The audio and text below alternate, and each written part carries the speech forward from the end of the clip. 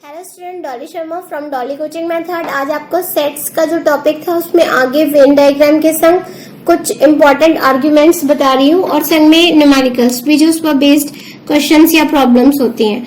तो देखिए, सबसे पहले जैसे कि मैंने आपको बताया था ए यूनियन बी, जो पिछला वीडियो था उसमें ए यूनियन बी को अगर हम वेन डायग्राम में रिप्रेजेंट कर रहे थे तो हम ये फॉर्मेट बना रहे थे। ये यू है, ये ए है, ये बी है, यानी ये शेडेड एरिया।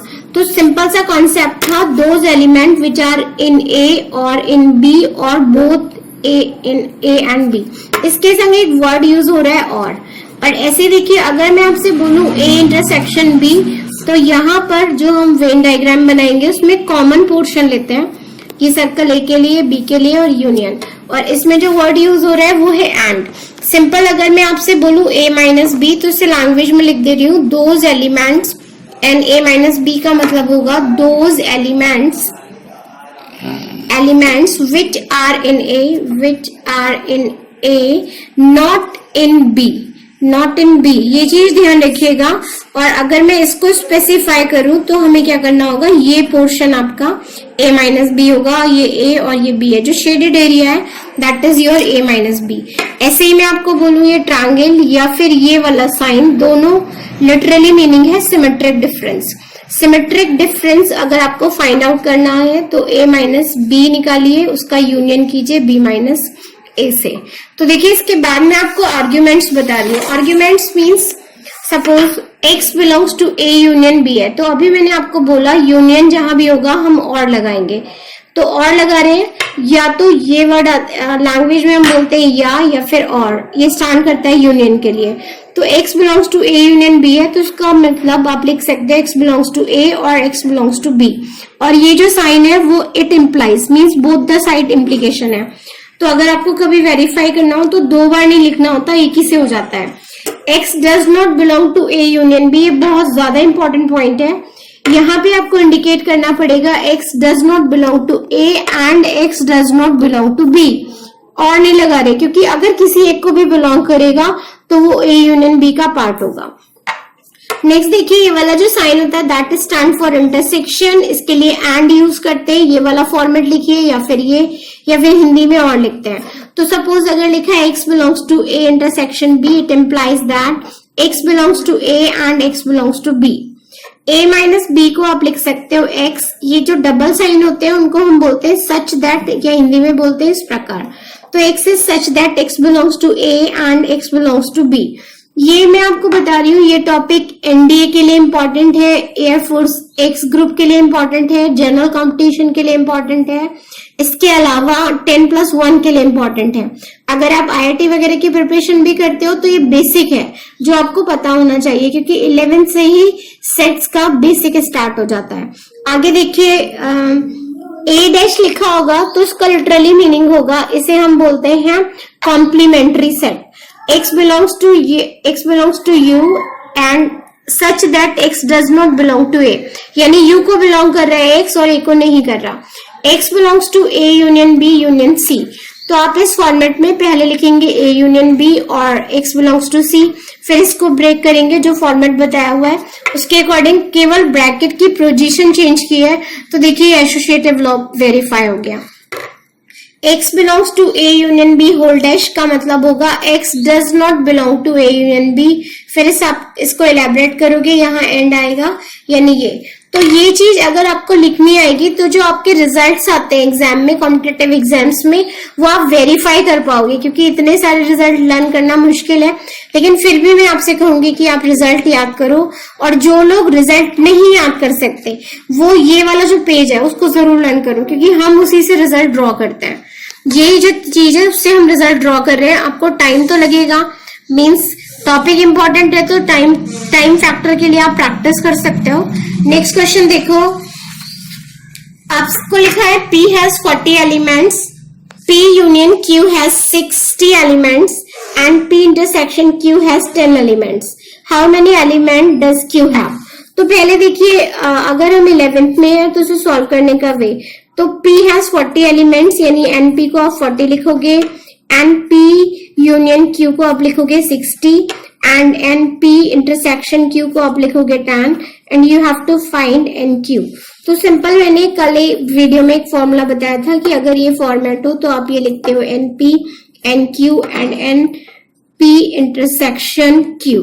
इसकी वैल्यूज लगा दीजिए। ये आपको 60 दे रखी है, this is your 40, Q unknown है, इसको पी इंटरसेक्शन क्यू ऐसी रखिए, यहाँ 10।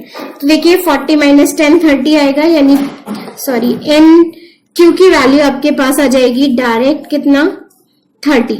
इसी चीज को अगर मैं आपको बोलूं वेन डायग्राम से सॉल्व करना है, तो देखिए वेन डायग्राम में आप एक ब्लॉक बनाते हैं।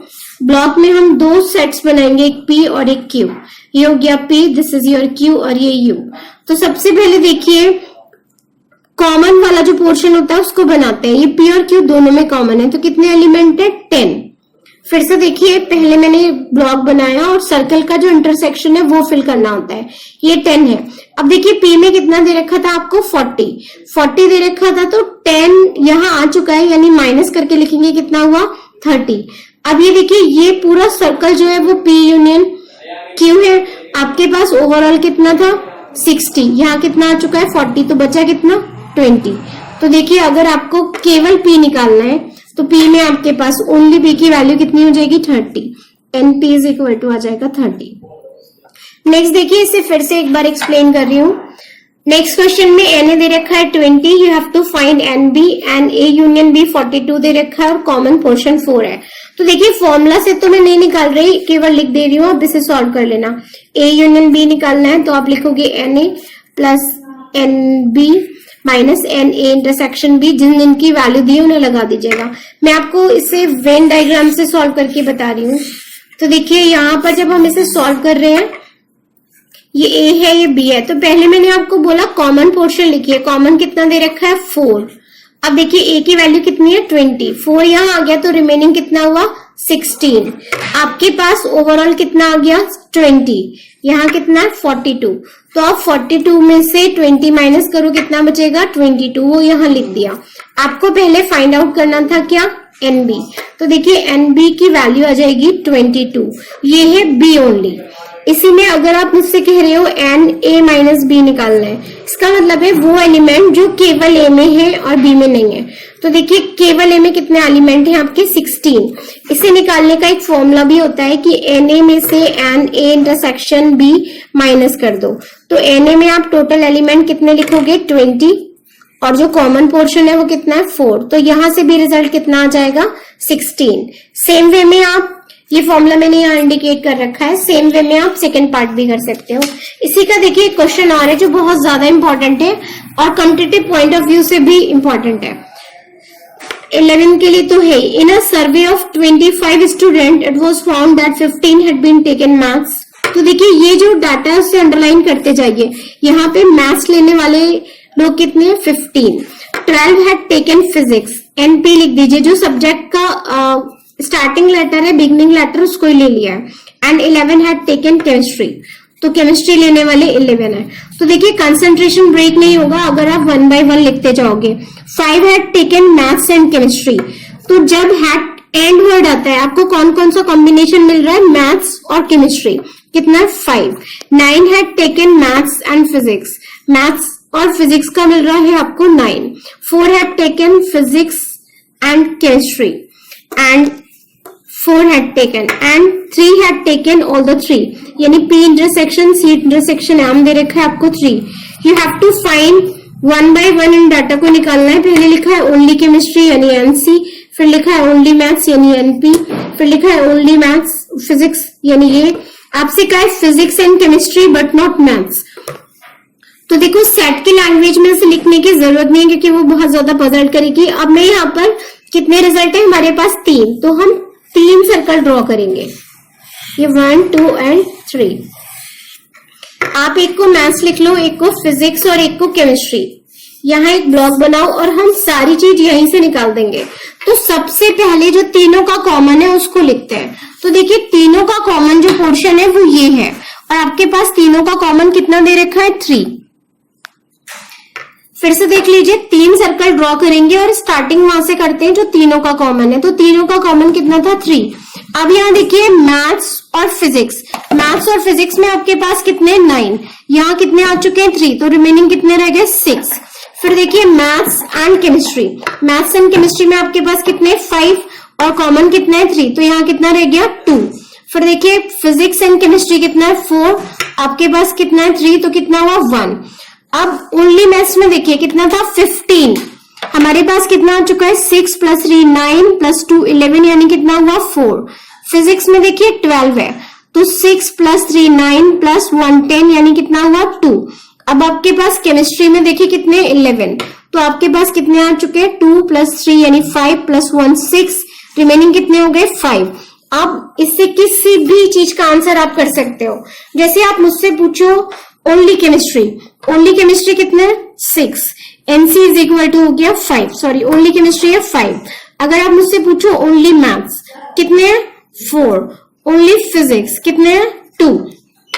यहीं पर आपको एक पॉइंट दे रखा था physics and chemistry but not maths, वो पोर्शन बताना है जो फिजिक्स और केमिस्ट्री में है। तो देखिए फिजिक्स और केमिस्ट्री में होना चाहिए लेकिन मैथ नहीं होना चाहिए। तो ये जो पोर्शन है इसे देखिए फिजिक्स को भी बिलोंग कर रहा है ये सर्कल और केमिस्ट्री को भी, और यहाँ मैथ्स नहीं है, तो इस वाले केस में इसका आंसर हो गया क्वेश्चन नंबर 4 का जो पार्ट है इसका आंसर हो गया 1। आप मुझसे कहो मैथ्स एंड फिजिक्स, तो देखिए maths and physics but not chemistry, तो मैथ्स और फिजिक्स में कितने हैं आपके पास 6, जिनके पास केमिस्ट्री नहीं है, तो 5th का आंसर हो गया 6।